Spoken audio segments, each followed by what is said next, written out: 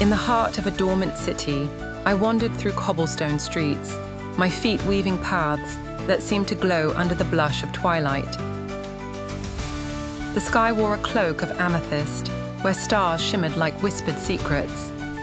Doors and windows stood wide open, inviting and curious, as if the buildings themselves were breathlessly awaiting some revelation.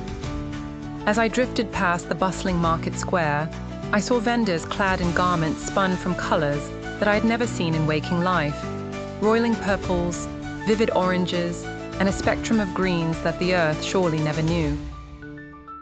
They peddled trinkets and treasures, their voices harmonized in a language that danced around me like a playful breeze. It was then I began to speak, my mouth forming words that felt like music wrapped in laughter, phrases constructed from some ancient magic woven into the fabric of the air. Though my tongue was foreign, every person met my eyes with nods of understanding, smiles that transcended meaning, and gestures that felt like an embrace. In a dreamlike rhythm, I conversed with an old woman who sold fruits that bloomed like miniature suns. She nodded, her eyes twinkling like the night sky, and replied in her own melodic tongue.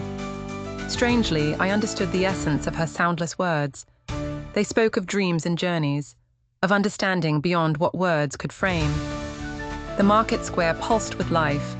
Children drifted by like living whispers, their laughter merging with the symphony of a language that felt universal, yet intimate.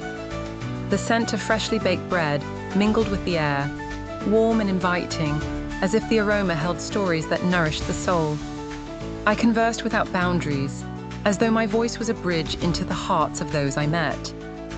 I felt weightless, the world around me a tapestry of connections and the warmth of human kinship.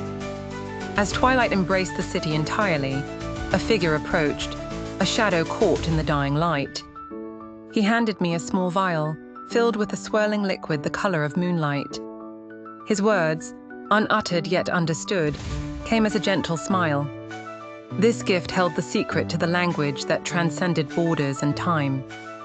I accepted the vial with gratitude, understanding that it was not the elixir that was magical, but the language itself, a forgotten tongue called empathy, a language that anyone could speak when filled with understanding, when seeing beyond what mere eyes could glimpse.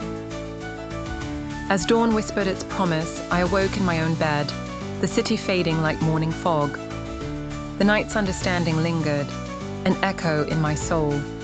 A language spoken not just in dreams, but shared in every gaze between hearts that choose to listen.